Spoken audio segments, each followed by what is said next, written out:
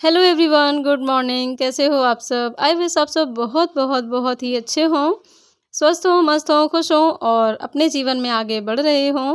मैं भी अपने जीवन में आगे बढ़ रही हूँ और कोशिश कर रही हूँ कि सब अच्छा हो जाए।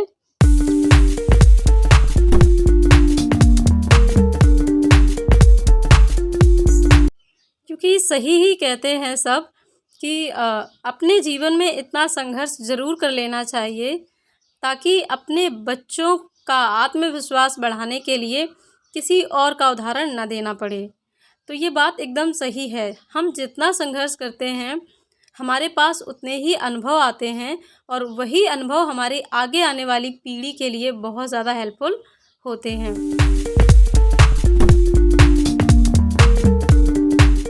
क्योंकि इस समय जो सबसे ज़्यादा चिंता वाली बात है, जो सबसे ज़्यादा टेंशन वाली बात है, वो ये कि वैकेंसीज़ आ नहीं रही हैं और जो भी एग्ज़ाम्स दिए थे, उनके भी रिज़ल्ट्स अभी पेंडिंग में हैं। तो समझ नहीं आ रहा है ऐसे में पढ़ाई को कैसे कंटिन्यू रखा जाए, कैसे अपने आप को मोटिवेट रखें ताकि पढ़ाई जो है जारी रहे। तो ये चीज़ बहुत ज़्यादा स्ट्रेसफुल है और सभी के लिए ये प्रॉब्लम वाली बात है। बहुत सारे स्टूडेंट्स तो ऐसे हैं जिन्होंने पढ़ाई छोड़ ही दी है क्योंकि उन्हें लगता है कि अब पढ़ाई करने का क्या मतलब है जब वैकेंसीज़ ही नहीं आ रही हैं। पहले से ही जो एग्ज़ाम्स क्लियर किए हुए हैं, उनका भी कुछ पता नहीं चल रहा है। तो ऐसे में पढ़ाई में मन कैसे लगे? तो ये स्वाभाविक है, पर फिर भी अगर कोशिश करना छोड़ देंगे और पढ़ाई करना बंद कर देंगे तो रिज़ल्ट्स क्या होगा ये भी सबको पता है, सब जानते हैं अच्छे से। तो यहाँ पर एकमात्र ऑप्शन बचता है कि हमें पढ़ाई करनी ही पड़ेगी, इसके अलावा कोई ऑप्शन नहीं है। तो बस यही सोचकर मैं भी अपनी डेली की शुरुआत कर लेती हूँ, कोशिश करती हूँ कि पूरा दिन मैं अच्छे से पॉज़िटिव सोचूँ और अच्छे से मैनेज करूँ ताकि पढ़ाई में मेरा मन लगा रहे, डिमोटिवेशन बिल्कुल भी ना आए। तो बस यही सोचकर आज मैं अपनी पुरानी स्टडी चेयर पर आई हूँ। पहले मैं यहीं बैठकर पढ़ाई करती थी पर बीच में यहाँ पर कुछ सामान रख गया था जिस वजह से प्लेस जो है काफ़ी भर गई थी, यहाँ जगह नहीं थी पढ़ने की। तो अभी मैंने कुछ टाइम से थोड़ी-सी मेहनत करके इस जगह को वापस से साफ़ किया है और अब मैं फिर से यहीं पढ़ाई करने के लिए अपना रूटीन बना रही हूँ। क्योंकि मैंने डिसाइड किया है कि अब मैं 4:30 बजे से 5:30 बजे 1 घंटे डेली पढ़ाई करूँगी और तब फिर घर का सारा काम होगा क्योंकि अभी तो घर के सारे काम में ही लगी रहती हूँ और बाद में पढ़ाई करती हूँ तो कहीं न कहीं पढ़ाई का टाइम जो है वो डिस्टर्ब हो जाता है। तो अभी मैं पढ़ रही हूँ इंग्लिश और इंग्लिश का चैप्टर फर्स्ट मैं पढ़ना चाह रही थी बट इंग्लिश के फर्स्ट चैप्टर में ओनली पोएम है, इसलिए मैंने इसको स्किप किया है और मैं लेसन नंबर सेकंड से स्टार्ट करूँगी आज। और इस बुक को पूरा कंप्लीट करना है मुझे। और इस बुक को पढ़ने का फ़ायदा ये है कि न्यू वर्ड्स मिलते हैं, न्यू वोकैब्स मिलती हैं जिनसे हम परिचित होते हैं और हमारी जो वोकैबुलरी है वो थोड़ी सी स्ट्रॉन्ग हो जाती है और यहाँ से जो वोकैब तैयार होती है वो एग्ज़ाम्स में बहुत ज़्यादा हेल्पफुल होती है। तो बस इसीलिए मैंने इस बुक को पढ़ने का डिसाइड किया है और ऐसी जो भी बुक्स होंगी, जो भी अदर सब्जेक्ट की बुक होती हैं, उन सबको मैं पढ़ने का मैंने डिसाइड किया है एक-एक करके। तो अभी ये इंग्लिश की बुक ही मैं पढ़ रही हूँ, इससे पहले भी मैंने एक बुक कंप्लीट पढ़ ली है और जिससे मुझे काफ़ी हेल्प मिल रही है अब इस बुक को कंप्लीट करने में। बहुत सारे वर्ड्स बहुत सारी वोकैब्स जो है मेरी जो मैंने इससे पहले बुक पढ़ी थी उससे तैयार हुई हैं। तो चलिए पढ़ लेते हैं ये पूरा चैप्टर, उसके बाद मिलते हैं अदर सब्जेक्ट के साथ।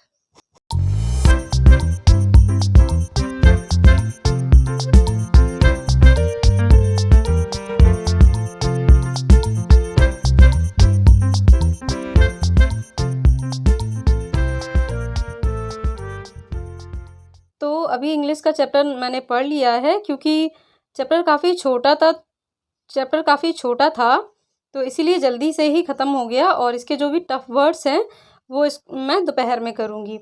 तो अभी मैं पढ़ रही हूँ सीडीपी जिसका चैप्टर नंबर फर्स्ट है, बाल विकास व शिक्षा के उद्देश्य।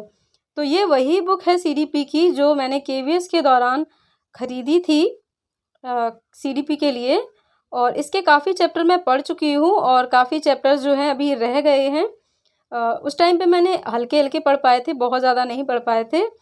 तो उसका फ़ायदा मुझे ये मिलेगा कि अभी जब मैं पढ़ूँगी तो उतना ज़्यादा टाइम नहीं लगेगा पढ़ने में जितना पहले लगा था। तो चैप्टर नंबर अगर 1 की बात करें तो इसके अंदर काफ़ी चैप्टर्स ऐड हैं सब टाइटल के रूप में, यानी कि सब टॉपिक के रूप में। इसमें बहुत सारे चैप्टर्स ऐड हैं, तो काफ़ी लेंदी चैप्टर हो जाता है ये, तो इसीलिए एक दिन में पढ़ पाना पॉसिबल नहीं है। और अभी कोई वैकेंसी नहीं है तो इसीलिए मैं आराम से इसको पढ़ूँगी। इसमें 15 से 16 टॉपिक हैं, जो कि अपने आप में चैप्टर ही हैं अगर देखा जाए तो। तो बस इसलिए उनको पढ़ने में टाइम लगेगा, तो मैं धीरे-धीरे करके 2-2 या 3-3 करके टॉपिक पढ़ूँगी। और लास्ट में अगर आप देखें तो इसमें प्रीवियस ईयर क्वेश्चंस दिए गए हैं, जो कि केवीएस और एनवीएस में ही पूछे गए हैं, क्योंकि ये केवीएस और एनवीएस की ही बुक है। तो बस इसके क्वेश्चंस भी मैं आपके साथ जब ये चैप्टर पूरा फिनिश होगा तो शेयर कर दूँगी, अगर आप लोग चाहें तो। और अभी पढ़ूँगी मैं चैप्टर नंबर 1 और इसके बाद ये चैप्टर नंबर 2 1 बाय 1 करके कंप्लीट करना है मुझे। तो बस चलिए पढ़ लेते हैं सीडीपी, इसके बाद मिलते हैं आप सबसे।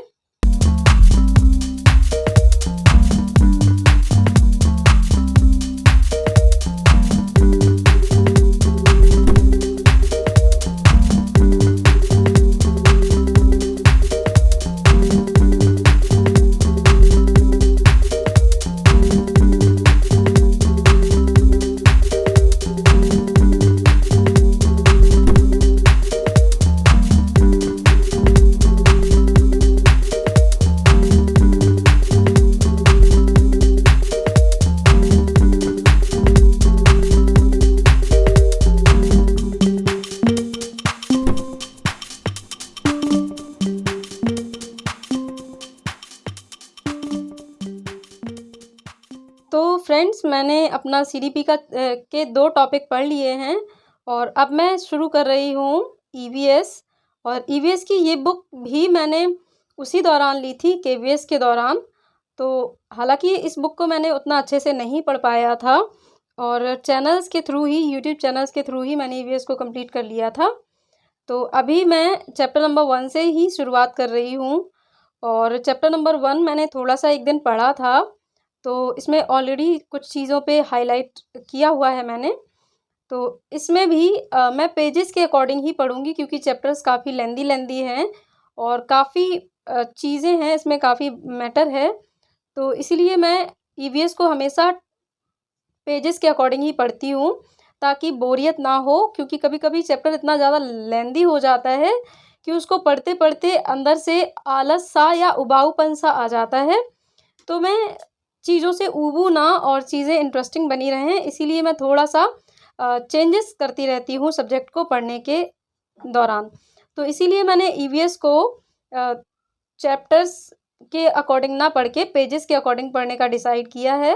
डेली मैं 3 to 4 पेजेस पढ़ूँगी, जितना भी उसमें होगा उतना ही मेरे लिए सफिशिएंट होगा एक दिन के लिए। और जब भी मैं दोपहर में टाइम निकालूँगी पढ़ने का, तो फिर उन्हीं चीज़ों को दोबारा से रिवाइज़ कर लूँगी। क्योंकि मेरा एक रहता है तरीका पढ़ने का, वो ये कि मैं जिस भी समय में पढ़ती हूँ, उस समय में 2 से 3 सब्जेक्ट अपने पास रखती हूँ, ताकि अगर मेरा किसी एक सब्जेक्ट में इंटरेस्ट कम हो रहा हो, तो दूसरे को मैं पकड़ लूँ। तो बस अभी मेरी पढ़ाई ख़त्म हो गई थी और अभी मैं आ गई हूँ योगा करने। योगा से क्या होता है कि हम अपनी चीज़ों के प्रति दृढ़ रह पाते हैं, हमारे अंदर एक सकारात्मक विचार आते रहते हैं और जो भी चीज़ें नेगेटिव होती हैं, वो हमारे माइंड में घर नहीं कर पाती हैं। तो इसीलिए मैं योगा डेली बेसिस पर फॉलो ज़रूर करती हूँ। ये मैं बहुत लंबे समय से फॉलो करती आ रही हूँ और शायद यही रीज़न है कि मैं इतना सब मैनेज बहुत आसानी से कर पाती हूँ। तो फ्रेंड्स, मेरी रिकमेंडेशन पर आप ज़रूर से अपने डेली रूटीन में योगा को फॉलो कीजिए। आपको भी बहुत कुछ चेंजेस नज़र आएँगे। अगर आप कुछ नहीं करना चाहते हैं तो केवल 2 से 3 मिनट के लिए मेडिटेशन कीजिए, जिसमें आपको सिर्फ़ और सिर्फ़ अपनी साँसों पर फ़ोकस करना है। साँस को अंदर खींचने पर ध्यान देना है और साँस को बाहर छोड़ने पर ध्यान देना है। आँख बंद करके अगर आप 2 से 3 मिनट इतना करते हैं, तो आपको अलग ही शांति का एहसास होगा, आपको अलग ही शांति अनुभव होगी और आपको डिसीज़न्स लेने में भी आसानी होगी। आप एक अच्छे माइंडसेट के साथ चीज़ों के बारे में डिसीज़न ले सकते हैं। तो बस चलिए योगा करने के बाद फिर मिलते हैं आपसे आगे के रूटीन के साथ।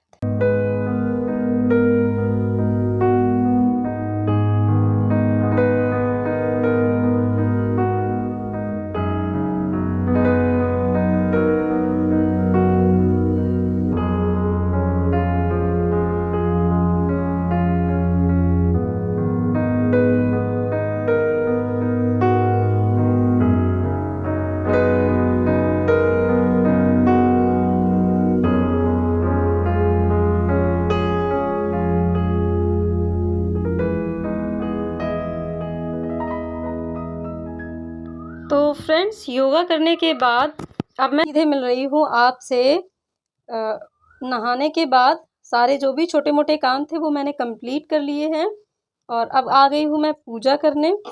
तो आज एक और टास्क है मेरे लिए, वो ये कि मुझे मंदिर की सफाई करनी है, पूजा की जो अलमारी है वो साफ़ करनी है। हालांकि भगवान जी वगैरह मेरे साफ़ रहते हैं, मैं डेली बेसिस पर ही साफ़ करती हूँ, लेकिन जो सामान रखा हुआ है ऊपर वाली अलमारी में पूजा से रिलेटेड, वो सामान थोड़ा-सा बिखर गया है क्योंकि डेली ही यूज़ होता है, तो कभी जल्दबाज़ी में इधर रख देते हैं, तो कभी उधर रख देते हैं, जिस वजह से चीज़ें जो हैं इधर-उधर हो गई हैं।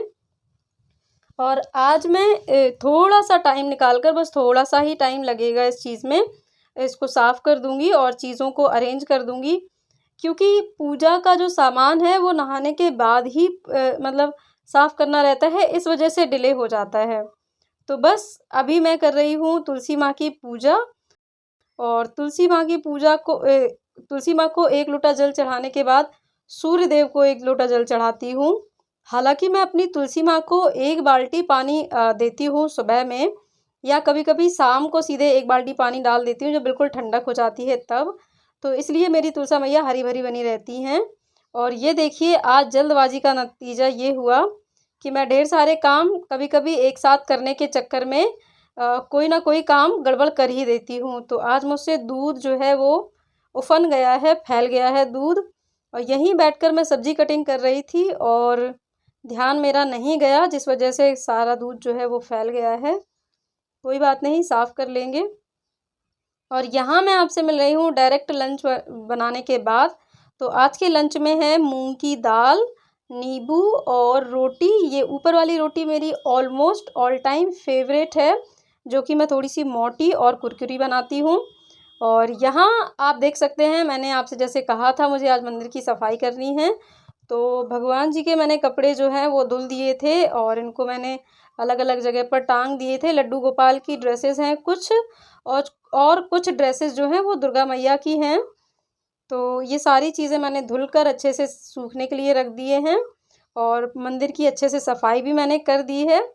तो ये सारी चीज़ें करने के बाद मुझे काफ़ी अच्छा लग रहा है। तो चलिए आपको दिखा देती हूँ मंदिर मेरा कैसा लग रहा है। तो अभी आप देख सकते हैं एकदम चीज़ें क्लियर हो गई हैं, जो भी बिखरी हुई थी वो मैंने सभी अच्छे से अरेंज करके रख दी हैं और काफ़ी बढ़िया तरीके से जो है अब चीज़ें अरेंज हो गई हैं और काफ़ी अच्छा भी लग रहा है अब। और यहाँ पर मैं आपको एक चीज़ बता दूँ कि मेरे मंदिर का पर्दा जो है वो आधे में ही लग पाता है, क्योंकि ये पर्दा छोटा है और जब भी रात के समय मैं इसमें कुछ एक्स्ट्रा अस्तर वगैरह डालती हूँ, तो यहाँ पर मुझे गेहूँ साफ़ करने थे, तो क्योंकि कूलर चल रहा था तो मैंने सोचा यहीं हवा भी ले ली जाएगी और यहीं पर बोरी भी साफ़ हो जाएगी। तो इससे मेरे एक समय में 2 काम हो जाएँगे और एक्स्ट्रा मुझे अलग से कुछ नहीं करना पड़ेगा, कूलर तो चल ही रहा है।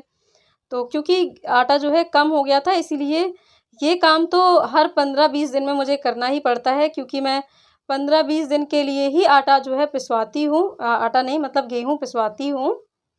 तो इसलिए मुझे हर 15-20 दिन में ये काम करना ही पड़ता है। तो चलिए मेरी जो है गेहूँ की बोरी जो है बनकर तैयार हो गई है और ये जो बचे हुए गेहूँ हैं इनको भी मैं एक बार भर के दोबारा से साफ़ कर लूँगी। तो क्योंकि मुझे सूप चलाना नहीं आता है, इसीलिए मैं इस तरह से गेहूँ साफ़ करती हूँ। अदरवाइज़ तो गाँव में सभी लोग सूप से ही जो गेहूँ साफ़ करने वाला आइटम होता है, मतलब उसी को सूप कहते हैं हमारे यहाँ। तो उसी से साफ़ करते हैं, लेकिन मुझे चलाना नहीं आता है, तो इसीलिए मैं क्या करती हूँ, पंखे के सामने ऐसे उड़ा के साफ़ कर लेती हूँ। ये एक्चुअली साइंस की टेक्निक है, जो हम लोग साइंस में पढ़ते हैं कि हम लोग अनाज जो है उड़ाकर भी साफ़ कर सकते हैं, थ्रेसिंग करके, और ये सारी चीज़ें पढ़ते रहते हैं। बस वहीं से ये टेक्निक मैंने निकाल ली थी।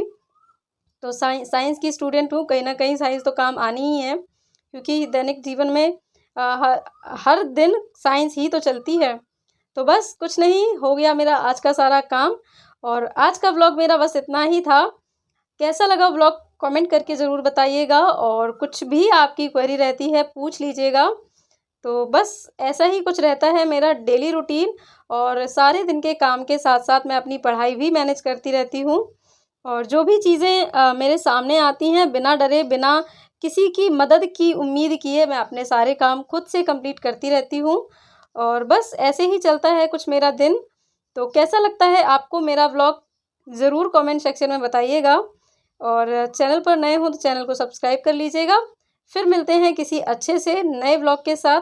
तब तक के लिए अपना ख़्याल रखिए, पढ़ाई करते रहिए, और नमस्कार।